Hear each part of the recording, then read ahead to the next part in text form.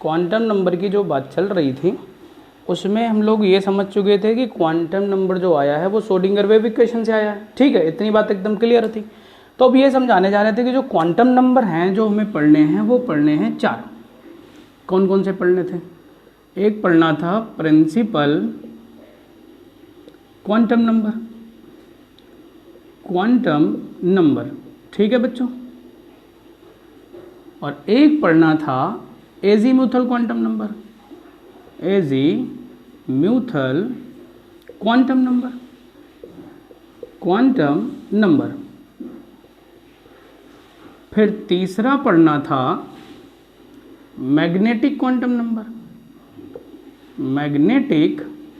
Number. फिर चौथा पढ़ना था स्पिन क्वांटम नंबर। अब मेरी बात सुनना, ये इतनी बात हो गई थी, ठीक है। अब जो प्रिंसिपल क्वांटम नंबर था इसको डिनोट करते हैं स्मॉल n से, एजीम्यूथल क्वांटम नंबर को L से करते हैं, मैग्नेटिक क्वांटम नंबर को M से करते हैं और स्पिन क्वांटम नंबर को स्मॉल s से करते हैं। इसमें जो ऊपर के 3 दिख रहे हैं ना, principal quantum number, azimuthal quantum number और मैग्नेटिक क्वांटम नंबर, ये तीनों जो क्वांटम नंबर्स थे, ये quantum numbers Schrodinger wave equation से आए हैं। किससे आए हैं? श्रोडिंगर वेव इक्वेशन, वो बता चुका हूं मैं पीछे क्या होता है, उससे आए। लेकिन जो ये स्पिन क्वांटम नंबर आया ये बाद में आया, ठीक है। अब लेकिन ये चीज़ तुम्हें जाननी है, ये नहीं जाननी है उससे कोई दिक्कत नहीं, जो जानना है मैंने वो समझो। जो प्रिंसिपल क्वांटम नंबर है वो क्या हो गया n, और जो azimuthal L, magnetic quantum number है m और स्पिन क्वांटम नंबर है s, ठीक है। तो एक एक की कहानी समझते हैं। अब ध्यान से सुनना, तो यहाँ पर एक एक मैं इसको हटा रहा हूँ तो एक एक की कहानी मैं समझाता हूँ यहाँ से। तो सबसे पहली कहानी जो मैं बताऊँगा वो बताऊँगा मैं तुम्हें प्रिंसिपल क्वांटम नंबर की, ठीक है। तो मैं इधर बताता हूँ पहला, तो मैं सबसे पहले क्या लिखूँगा? Principal quantum number. कोई अगर तुमसे यही पूछ ले कि क्वांटम नंबर क्या होता है तो तुम बता देना कि ग्रुप ऑफ नंबर या सेट ऑफ नंबर होता है जो लोकेट करता है किसकी? Position of electron in an atom, ठीक है। अब principal quantum number it is denoted by n, ये लिख नहीं रहा हूँ, ये आपको जाना चाहिए कि n से होगा, डिनोट किया जाएगा। प्रिंसिपल क्वांटम नंबर जो होता है इट टेल्स अबाउट, मैं लिख देता हूँ, it tells about shell of an electron,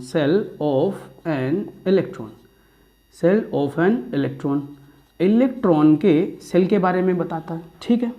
या फिर हम बोल सकते हैं ये एनर्जी लेवल्स के बारे में बताता है, और तीसरी भी बात बता सकता हूँ, ये साइज ऑफ सेल के बारे में बताता है। किसके बारे में बताता है? साइज ऑफ सेल के बारे में भी बताता है, ठीक है।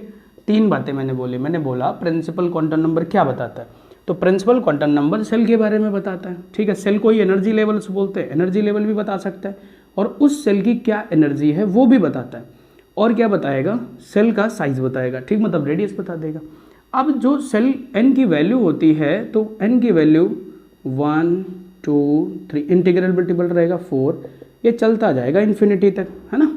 तो जैसे n के लिए एक नंबर नोटेशन भी गया है अल्फ़ाबेटिकल में, तो 1 होगा तो k नोटेस करेंगे, और ये l करेंगे, ये m करेंगे और n करेंगे। इन्हीं को बेटा हम लोग सेल बोलते हैं ना, ध्यान करो, 9 से पढ़ते चले आ रहे हैं। इन्हीं को क्या बोलते हैं? सेल बोलते हैं। जो सेल नहीं बनाया था इस तरह से एटम या न्यूक्लियस था, तो न्यूक्लियस के ये सराउंडिंग में कुछ सर्टेन सर्कुलर पाथ होते हैं जो बोर ने बताया था कि इन्हें ऑर्बिट बोलेंगे, KLMN। इन्हीं को बेटा हम लोग क्या बोल रहे होते हैं? सेल बोल रहे होते हैं। बेटा क्या बोल रहे होते हैं? सेल बोल रहे होते। कोई दिक्कत तो नहीं है? इतनी बात में कोई दिक्कत नहीं होनी चाहिए। अब सुनना, अगर हमें n की वैल्यू गिवन हो, हमें क्या गिवन हो? n की वैल्यू, तो उसमें अगर मुझे निकालना हो मैक्सिमम नंबर ऑफ इलेक्ट्रॉन, तो मैं क्या बोलूँगा? For given value of n की वैल्यू अगर आपको दी जा रही है, उसके लिए आपको क्या निकालना है? मैक्सिमम नंबर ऑफ इलेक्ट्रॉन निकालना है। क्या निकालना है बेटा? Maximum number of electron.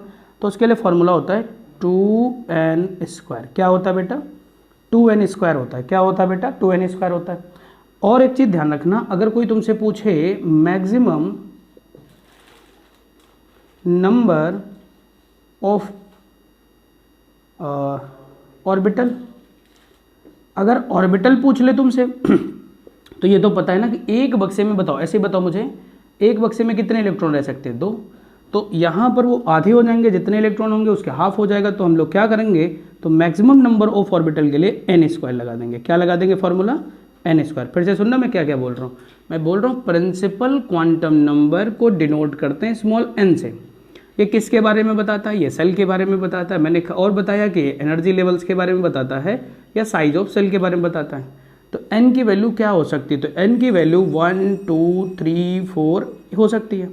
और इसके लिए एक नोटेशन अल्फ़ाबेटिकल में दिया गया, तो 1 का हो जाएगा K, 2 का L, 3 का M और 4 का N हो जाएगा, जिन्हें हम सेल बोल रहे थे।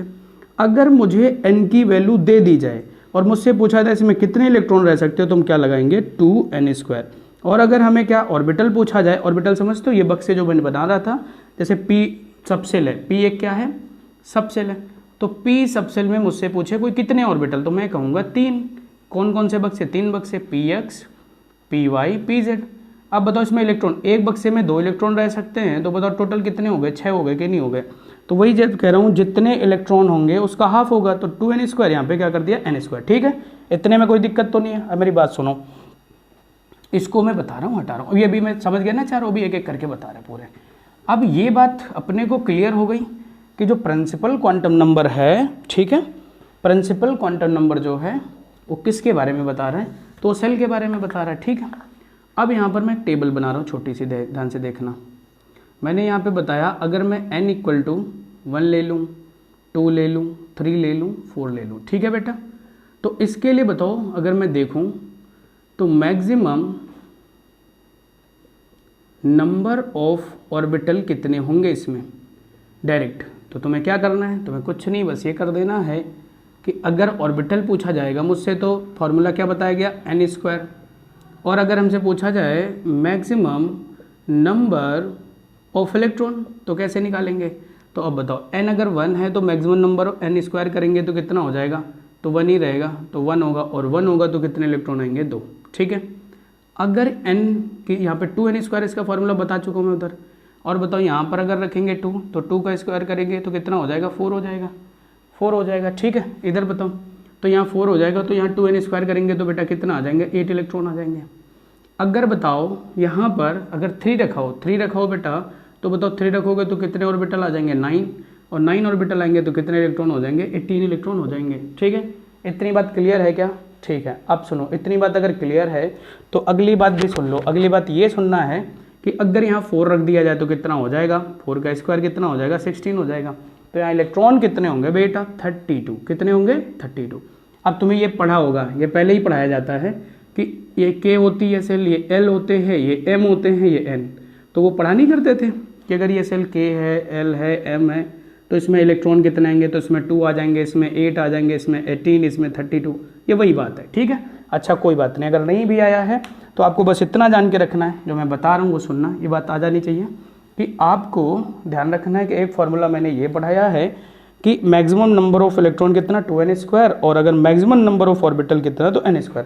एक और चीज़ सुनना, एक और चीज़ क्या सुनना है, अगर मुझसे पूछे कि बताओ जो एंगुलर मोमेंटम ऑफ ऑर्बिट क्या होगा, क्या पूछे मुझसे, एंगुलर मोमेंटम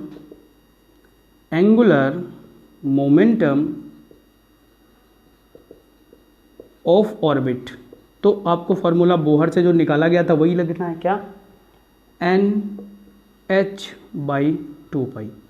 क्या रहेगा, NH/2π। Angular momentum of orbits, ये क्या है, ऑर्बिट, ऑर्बिटल नहीं, ऑर्बिट।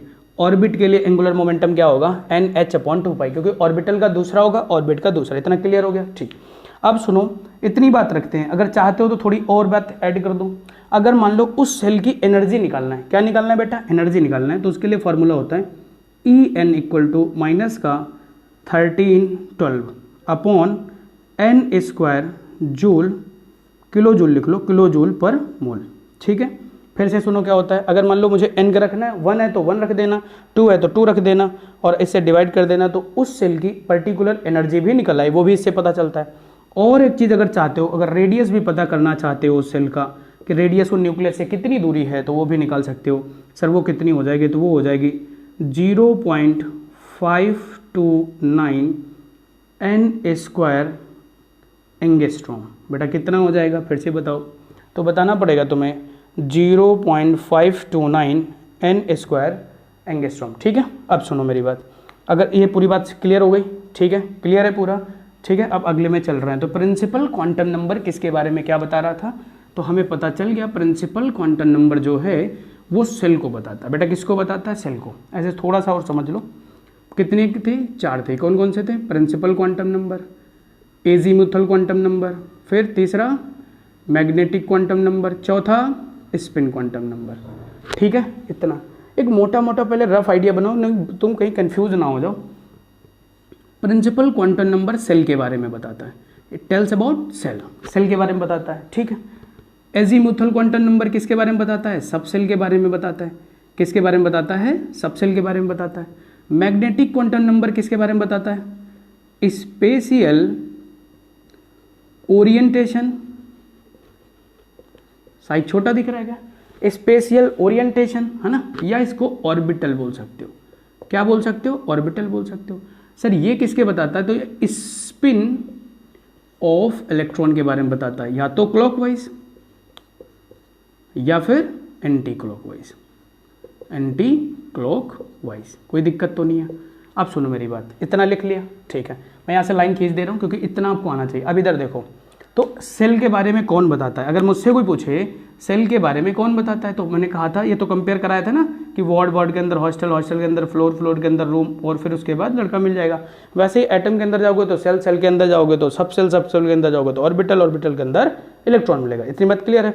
तो अगर मुझे सेल पता करना है तो वो किसकी हेल्प से मैं पता करूंगा, डायरेक्ट बताओ, तो बोलना प्रिंसिपल क्वांटम नंबर की हेल्प से आप बताओगे। किसकी हेल्प से बताऊंगा, प्रिंसिपल क्वांटम नंबर, और इसको किससे डिनोट कर रहे हैं, एन से। कोई दिक्कत तो नहीं है। अच्छा बताओ, दूसरा फ्लोर या सब सेल के बारे में किससे पता कर रहे थे, तो वो पता करेंगे एजीमुथल क्वांटम नंबर, क्योंकि यहाँ से पहले समझ तो बैठे तुम्हारे अंदर, नहीं तुम सोच रहे हो कि पता नहीं क्या पढ़ा रहे हैं। तो एल हो जाएगा, फिर उसके बाद आएगा ऑर्बिटल, तो ऑर्बिटल में क्या होगा, ये मैग्नेटिक क्वांटम नंबर, ये क्या हो जाएगा, मैग्नेटिक क्वांटम नंबर। तो मैग्नेटिक क्वांटम नंबर जो होगा इसको एम से डिनोट करते हैं, ठीक है। और उसके बाद क्या होता है, स्पिन क्वांटम नंबर। उसके बाद क्या आएगा, स्पिन क्वांटम नंबर। सर ये किससे डिनोट करते हैं, एस से। इसके बारे में क्या बताते हैं, या तो क्लॉकवाइज, तो क्लॉकवाइज के लिए +½ और माइनस इसके लिए -½ अभी बता रहा हूँ। एक मोटा मोटा आइडिया लग गया ना, मोटा मोटा आइडिया लगा कि प्रिंसिपल से क्या बताएंगे, सेल, फिर एजीमुथल से सब सेल, मैग्नेटिक से ऑर्बिटल, और स्पिन वाला क्या होगा, वो ऐसे क्लॉकवाइज घूम रहा है कि एंटी क्लॉकवाइज। तो अगर कोई मुझसे पूछे ना तो ये ऐसे इतने मत दिमाग में रखना है। लेकिन पर्टिकुलर एक एक चीज़ की जब मैं बात कर रहा हूँ, तो प्रिंसिपल क्वांटम नंबर की बात मैं कर चुका हूँ। प्रिंसिपल क्वांटम नंबर से मैंने तुम्हें कुछ फॉर्मूले बताए हैं, ठीक है। सर क्या फॉर्मूले बताए वो सुनो। मैंने पहला फॉर्मूला पढ़ाया कि अगर तुम्हें क्या करना है, n गिवन हो, क्या गिवन हो, n गिवन हो। अगर n गिवन है तो उसके लिए बताया कि अगर आपको मैक्सिमम नंबर ऑफ इलेक्ट्रॉन पता करना है तो क्या करो, 2n² फॉर्मूला लगा दो, यही बताया ना, ठीक है। फिर मैंने कहा अगर आपको मैक्सिमम नंबर ऑफ ऑर्बिटल पता करना है तो आधा होता है उसका, तो n² लगा दो। मैंने कहा अगर एनर्जी बच्चे पता करनी उस सेल की, तो मैंने कहा 1312n² किलो जूल पर मोल लगा दो। कितना आसान है। उसके बाद चौथा फार्मूला बताया, वो बताया अगर रेडियस निकालनी है मेरे बच्चे तो 0.529 n² एंगस्ट्रॉम लगा दो, कोई दिक्कत तो नहीं है। एक और चीज़ बताई, इसका जो एंगुलर मोमेंटम होगा, एंगुलर मोमेंटम होगा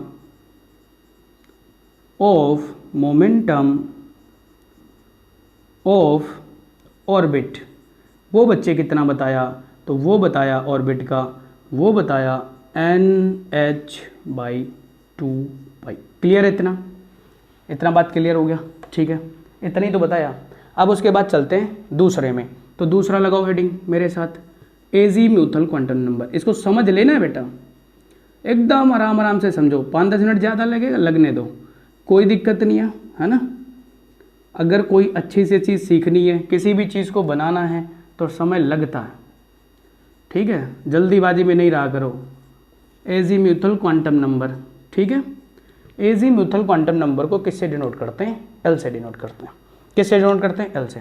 ये किसके बारे में बताता है? तो एजीम्यूथल क्वांटम नंबर बताता है about shell, it is tells about shell. Sub shell के बारे में भाई साहब बता रहा है। किसके बारे में बता रहा है? ये सब सेल के बारे में बता रहा है। किसके बारे में बताता है बच्चे? सब सेल के बारे में बताता है। और सब सेल के बारे में बताता है। और ध्यान रखना, अगर आपको एन की वैल्यू पता है, for given value of n, for given value of n, बेटा किसकी वैल्यू दी हो? एन की वैल्यू जब दी हो तो एल निकालने के लिए फॉर्मूला होता है, ठीक है, क्या रहेगा फॉर्मूला? -L, ठीक है, ऐसे रख लो। अच्छा मैं बताता हूँ क्या, 0 लिखो डैश डैश n-1 तक। इसका मतलब अभी बता रहा हूँ क्या होता है। इसका मतलब ये होता है मेरे बच्चे कि अगर वो चीज़ वैल्यू जो दी हो, n की वैल्यू कुछ तो कुछ दी होगी, क्या सर दे रखी थी है, अगर n की वैल्यू मान लो 1 दी है, कितनी दी है? n दी है, तो उसके लिए l की वैल्यू क्या होगी? अब ध्यान से सुनना, तो यहाँ तो 0 ही रहेगा। अब यहाँ 1 में 1 माइनस करो तो 0 हो जाएगा, तो l क्या हो जाएगा? 0। अगर n की वैल्यू 2 दी होती, बेटा कितनी दी होती? 2, तो उस समय बताओ तो l की वैल्यू क्या हो जाती? 0। अब यहाँ पे 2 में 1 माइनस करो तो 1 आता ना, तो 1 भी हो जाता। अगर n की वैल्यू 3 दी होती, क्या दी होती? 3 दी होती। अब बताओ अगर 3 दी होती तो l क्या हो जाता? तो 0। अब यहाँ पे 3 में 1 माइनस करो कितना? 2 आता, तो 1 और 2 वहाँ तक जाना है, ऐसे याद रखो। n की वैल्यू अगर 4 दी होती तो बताओ क्या होता? l की वैल्यू क्या हो जाती? 0, 1 और बताओ 2 और 3। समझ में आया? नहीं आया? एक कम करके ले जानी है वैल्यू, इतनी बात आ गई हो गई। अच्छा अब एक टेबल बता रहा हूँ, उस टेबल को अभी मेरे साथ याद करो, ठीक है। उस टेबल को तुमने याद कर लिया तो फिर तुम्हें क्या समझ में आ जाएगा? इसके लिए एक टेबल अपने को याद होनी चाहिए। वो टेबल मैं इधर बना रहा हूँ, इसको सब हटा रहा हूँ ना, क्योंकि जगह कम पड़ रही है ना, फिर बार बार हटा देते हैं तो फिर गड़बड़ हो जाता है। तो वो टेबल यहाँ से हम कवर कर लेंगे। तो पहले इतनी बात समझ लो, तो टेबल क्या बनानी थी? तो टेबल एक याद करो, इधर एल की वैल्यू अगर आपको गिवन है 0, 1, 2, 3, ठीक। अगर ऐसा है तो आपको याद रखना है सब सेल कौन सी होगी, ये याद ही रखना है, ध्यान रखना। अगर 0 है तो S है ना, दिख रहा है, और उसके बाद 1 है तो P, और इधर 3 वो D हो जाएगा, और इधर क्या होगा? F, ठीक है। कैमरामैन बहुत खतरनाक है हमारे, इसलिए थोड़ा सा दिक्कत आ रही है यहाँ पे। ये बात हो गई। अब बताओ यहाँ अगर वैल्यू रखें तो n अगर 1 है ना, तो बताओ अगर n 1 है तो l की वैल्यू 0, तो 0 के लिए क्या रखोगे? S। तो बताओ एक ऑर्बिटल आया कि नहीं है? आ गया यहाँ पर sp। तो मैं ये कह रहा हूँ कि जितनी नंबर ऑफ सेल हैं, देखो 1 है ना तो 1 सब सेल होगी, अगर 2 हैं तो 2 सब सेल, 3 है तो 3 सब सेल, 4 है तो 4 सब सेल। तो ये बात क्लियर हो गई, ठीक है, क्लियर है। यहाँ पे आगे दिख रहा है कि नहीं? अच्छा तो फिर नहीं दिख रहा तो फिर नहीं बताऊँगा, ठीक है, जो दिखेगा बस उतना ही बताऊँगा। अब यहाँ पर और सुन लो, ये बात याद हो गई। तो अब एक 2 चीज़ें और सुन लो। अब अगर आपको ऑर्बिटल, ध्यान से सुनना, ऑर्बिटल एंगुलर मोमेंटम निकालने के लिए क्वेश्चन आता है, इससे नीट में भी क्वेश्चन आया है और इससे जेई में भी आया, ठीक है, तो मेंस वाले में आया था इससे। तो एंगुलर मोमेंटम को डिनोट करते हैं कैपिटल एल से, orbital angular momentum for given value of L, for given value of L. तो क्या वैल्यू दी जाएगी आपको? For given value of L, L की वैल्यू आपको गिवन रहेगी, और उसके लिए एक फार्मूला होता है, वो फार्मूला पहले याद करो, एल इक्वल टू रूट, क्या याद करोगे? L equal to root, l bracket में एल प्लस 1, और ब्रैकेट के बाहर इधर h बाई 2 पाई। फिर से याद करो मेरे साथ, मैं क्या कह रहा हूँ? मैं ये कह रहा हूँ एल इक्वल टू क्या होगा? रूट एल ब्रैकेट में एल प्लस 1 फिर h बाई 2 पाई, और h बाई 2 पाई को रिप्लेस में कर सकता हूँ l equal to root l plus 1, और इसको मैं लिख सकता हूँ h बार, ऐसे लिखा जाता है। तो h बार जो है ना बेटा, ये जो h बार बनाया है ऐसे, इसका मतलब होता है h बाई 2 पाई। ये इसका मतलब क्या होता है? h by 2 pi. क्लियर है इतनी बात? तो ऑर्बिटल एंगुलर मोमेंटम का फॉर्मूला क्या हो जाएगा? रूट एल ब्रैकेट में l plus 1 h by 2 pi. h by 2 पाई को हम क्या लिख सकते हैं? h बार भी लिख सकते हैं। क्लियर है? ठीक है। उसके बाद और सुन लो कहानी, इधर एक और फॉर्मूला मुझे लिखना है, इधर वाली बात हटा रहा हूँ मैं, ठीक है, ये वाली बात तुम्हें आ गई होगी, ठीक है। बोर्ड बहुत छोटा पड़ जा रहा है, मैं क्या करूँ, है ना, तो बार बार चीज़ें हटानी पड़ रही हैं। अब बताओ अगर तुम्हें वैल्यू गिवन है एल की, ठीक है, पहले इतनी बात क्लियर थी, एकदम क्लियर हो गई, ठीक है।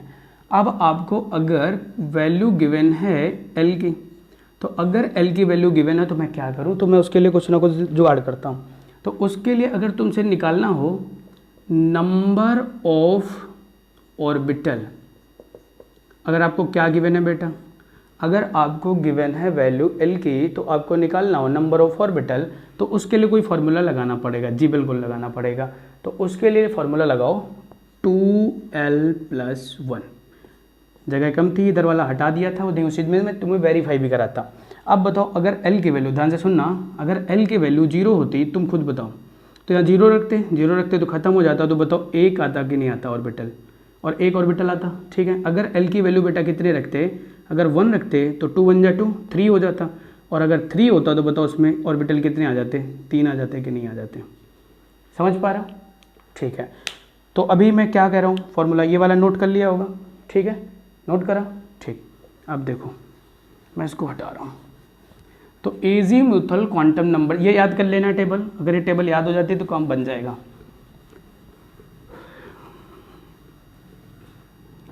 अगर यहाँ से बात करा जाए कि एजीमुथल क्वांटम नंबर के बारे में हमने सीख लिया, तो 2 हो गई, पहला बताओ कौन सा हुआ था, तो पहला हो गया था प्रिंसिपल क्वांटम नंबर, कौन सा हो गया था, प्रिंसिपल, आराम आराम से पढ़ना है, प्रिंसिपल क्वांटम नंबर। तो जो प्रिंसिपल क्वांटम नंबर था इसके बारे में सीखा, तो इससे ये पता चल गया कि ये सेल के बारे में भाई बात करता है। ये भी पता चल गया कि अगर इसको निकालना है तो n की वैल्यू 1 2 3 4 इस तरह से चलता जाएगा, और इसके लिए यहाँ पर हम k लिख सकते हैं, l m n लिख सकते हैं। फिर उसके लिए फिर मैक्सिमम नंबर ऑफ इलेक्ट्रॉन निकालने का फार्मूला बताया गया, तो मैक्सिमम नंबर ऑफ इलेक्ट्रॉन का फार्मूला मैंने कहा 2n² लगाएंगे। फिर मैंने कहा अगर निकालना है तो मैंने कहा मैक्सिमम नंबर ऑफ ऑर्बिटल निकालना हो, तो ऑर्बिटल अगर निकालना है बेटा तो क्या करेंगे, उसके लिए फार्मूला लगाएंगे n², ठीक है। और हमने कहा इसका एंगुलर मोमेंटम कितना होगा, ध्यान रखना एंगुलर मोमेंटम वो कितना होगा, तो तुमने कहा NH/2π हो जाएगा। फिर मैंने कहा इसके लिए एनर्जी अगर निकालनी हो तो En इक्वल टू कितना हो जाएगा, तो तुमने कहा माइनस का 1312/n², और यहाँ पे लिख देना है किलोजूल पर मोल, किलोजूल पर मोल, ये भी बात हो गई। फिर उसके बाद का रेडियस निकालना है, तो तुमने कहा 0.529 n² एंगस्ट्रॉम। इतनी बात क्लियर थी, ठीक है, ये बात क्लियर थी ना, ठीक है। अब देखो आगे, फिर मैं जब ये बात हो गई तो फिर मैं दूसरा भी कंप्लीट कर चुका हूँ, जैसे हम क्या बोलते हैं एजीमुथल, क्या बोलते हैं azimuthal quantum number, azimuthal quantum number.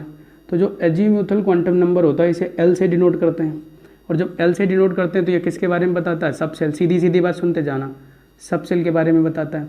Sir इसकी वैल्यू क्या होती है, तो मैंने कहा इसकी वैल्यू फॉर गिवन n, अगर n गिवन है मुझे, तो n अगर गिवन है तो L की वैल्यू क्या होगी, तो 0 से लेकर n-1 तक होगी, ये भी बताया। फिर मैंने कहा एजीमुथल क्वांटम नंबर जो होता है इसके लिए क्या निकालना है, ऑर्बिटल, ये बहुत इंपॉर्टेंट फार्मूला है, ठीक है। ऑर्बिटल एंगुलर, छोटा दिख रहा है थोड़ा बड़ा कर देता हूँ मैं, ऑर्बिटल एंगुलर। समस्या ये है कि अगर मैं छोटा लिखता हूँ दिखता नहीं है, और बड़ा लिखता हूँ तो जल्दी बढ़ जाता है। तो कैपिटल L बराबर क्या बताया फार्मूला, रूट, याद हो जाना चाहिए, बार बार जो मैं बता रहा हूँ ना वो इसीलिए बता रहा हूँ ताकि आपको ये चीज़ें याद हो जानी चाहिए, नहीं बार बार रिपीट करने का कोई मतलब नहीं बनता, ठीक है। तो L+1 और यहाँ पे क्या बताया H/2π बताया। फिर उसके बाद मैंने कहा अगर आपको निकालना है मैक्सिमम नंबर ऑफ इलेक्ट्रॉन, क्या निकालना है, मैक्सिमम नंबर ऑफ इलेक्ट्रॉन, तो इसके लिए फार्मूला होता है 2, ठीक है। फिर उसके बाद 2l+1, ठीक, क्या हो जाएगा। और अगर मैं बोलूँ मैक्सिमम नंबर ऑफ ऑर्बिटल निकालना हो, ऑर्बिटल, तो उसके लिए क्या फार्मूला लग जाएगा, उसके लिए लग जाएगा 2l+1। इतनी बात जाननी, इतनी कोई ज़्यादा तो नहीं है, ठीक है। अब समय नहीं बर्बाद करेंगे, अब चलते हैं तीसरे में। तीसरा क्या है, मैग्नेटिक क्वांटम नंबर। तीसरा बेटा क्या है, मैग्नेटिक क्वांटम नंबर। तो लगा लो मैग्नेटिक क्वांटम नंबर। थोड़ा वीडियो बड़ा हो रहा है, परेशान नहीं होना, मुझे पता चल रहा है वीडियो बड़ा हो रहा है, लेकिन अब कर कुछ नहीं सकते, पूरी बात ना बताएं तो भी धोखा हो जाएगा ना, इसलिए बता रहे हैं उसको, तो m हो गया। Magnetic quantum numbers, it tells about spatial orientation in space. किसका? ठीक है, उस इलेक्ट्रॉन की जो डेंसिटी पाई जाती है उसका स्पेशियल ओरिएंटेशन देखा जाता है। अब आपको अगर L की वैल्यू गिवन है, अब आपको क्या गिवन है बेटा? L की वैल्यू गिवन है, तो यहाँ पे मैं लिखता हूँ for given value of L। अगर L दिया हुआ है तो M की वैल्यू होती है -L to 0 to +L। इसका सेंस समझना, इसका सेंस ये होगा कि जैसे मान लो L की वैल्यू आपको गिवन हो तो सबसे पता थी, तो अगर मान लो L की वैल्यू आपको 0 गिवन हो तो M कितना हो जाएगा? 0, कोई चांस ही नहीं है। अगर L की वैल्यू 1 गिवन है तो M जानते हो कितना होगा? -1। बेटा कितना होगा? -1, 0 +1। ठीक है, फिर अगर L की वैल्यू कितनी गिवन है? 2, तो M की वैल्यू कितनी हो जाएगी? -2, फिर क्या जाओ? -1, फिर 0, फिर +1, फिर +2। अब L की वैल्यू अगर 3 गिवन हो तो फिर क्या होगा? तो M की वैल्यू हो जाएगी -3, -2, -1, 0, +1, +2, +3। ठीक है, इतने में कोई दिक्कत तो नहीं है। अब इसका मतलब क्या है? L, अब वो टेबल याद करो जाके, अगर L होता था तो उसका मतलब सबसेल क्या होती थी? S सबसेल हुई तो बताओ एक ही बॉक्स होगा क्या? तो उसकी वैल्यू 0 हो जाएगी। L का मतलब ये 1 है तो P होता था, और P के बताओ 3 बक्से होंगे कि नहीं? तो 3 बक्से ऐसे बनाना है, और 3 बक्से बना लिए तो तीनों बक्से में ये अलग अलग की वैल्यू नोटेशन, मतलब नंबर में कर रहे हैं बस, ऐसे ही सी बात। ऑर्बिटल को किस में दिखा रहे हैं? नंबर में। अगर L2 है तो बताओ D होता था, और D होगा तो D में 5 बक्से होते कि नहीं? तो 5 बक्से होंगे तो 5 ऐसे बना लो। तो ये कहा, इतनी बात क्लियर है? इतनी बात क्लियर है कि नहीं बताओ? ये हो गया। ठीक है, तो L की वैल्यू पता चल गई, M की भी वैल्यू पता चल गई। अब एक लास्ट बचा, वो भी सुन लो। और लास्ट क्या बचा हुआ है? वो है स्पिन क्वांटम नंबर। क्या बचा हुआ है? Spin quantum number. तो मैं चौथा लगा लेता हूँ, स्पिन क्वांटम नंबर। ये सर किससे डिनोट करते हैं? तो स्पिन क्वांटम नंबर को S से डिनोट करते हैं। किससे डिनोट करते हैं? S से डिनोट करते हैं। ये क्या बताता है? ये स्पिन बताता है। ये क्या बताता है? स्पिन ऑफ द इलेक्ट्रॉन बताता है, स्पिन ऑफ द इलेक्ट्रॉन। अब सवाल आएगा सर स्पिन क्या होता है? तो रोटेशन ऑफ इलेक्ट्रॉन, इट्स, मैं लिख देता हूँ, अगर तुमसे कोई पूछ ले स्पिन क्या होता है तो तुम बोलना rotation of electron in its own axis. अपनी खुद की एक्सिस में जो घूमता है उसे बोलते हैं spin. Anti clockwise, anti clockwise. तो मैं बोल सकता हूँ ना कि स्पिन 2 तरह की हो सकती है। स्पिन कितने तरह की हो सकती है? 2। कौन कौन सी स्पिन 2 तरह की हो सकती है? या तो क्लॉकवाइज या फिर एंटी क्लॉकवाइज। तो मैं बोल सकता हूँ स्पिन 2 होंगी, या तो क्लॉकवाइज होगी, और क्लॉकवाइज होगी तो उसके लिए हम +½ लेंगे। वैसे तो +½ नहीं लेते हैं, किसी एक के लिए प्लस, मैं दिखा रहा हूँ। जैसे बॉक्स है ये, तो इस बॉक्स में 2 इलेक्ट्रॉन रह सकते हैं। तो अगर वो 2 इलेक्ट्रॉन रह रहे, तो अगर इसके लिए मैंने मान लो +½ लिया तो फिर दूसरे वाले के लिए -½ लेंगे। अगर इसके लिए मैंने -½ लिया तो इसके लिए भी +½ मतलब कुछ भी ले सकते हैं। लेकिन अब कन्फ्यूजन से बचने के लिए मैं ऐसा कर रहा हूँ, एंटी क्लॉकवाइज। अगर लिखा तो उसके लिए क्या ले लेंगे? -½ ले लेंगे। तो इसका मतलब ये है कि इसको हम एरो से भी दिखाते हैं। अगर अपवर्ड डायरेक्शन में एरो इलेक्ट्रॉन का दिखा दें तो वो क्लॉकवाइज होता है, अगर डाउनवर्ड डायरेक्शन में दिखा दें।